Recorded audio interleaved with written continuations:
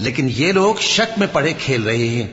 تو اس دن کا انتظار کرو کہ آسمان سے صاف دھواں نکلے گا جو لوگوں پر چھا جائے گا، یہ درد دینے والا عذاب ہے۔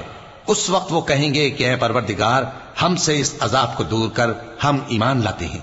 اس وقت ان کو نصیحت کہاں مفید ہوگی، جبکہ ان کے پاس پیغمبر آ چکے جو ہمارے احکام کھول کر بیان کر دیتے تھے۔ پھر انہوں نے ان سے منہ پھیر لیا اور کہنے لگے، یہ تو سکھایا پڑھایا ہوا ہے، دیوانہ ہے، ہم تو تھوڑے دنوں عذاب ٹال دیتے ہیں مگر تم پھر کفر کرنے لگتے ہو۔ جس دن ہم بڑی سخت گرفت کریں گے تو بے شک انتقام لے کر چھوڑیں گے۔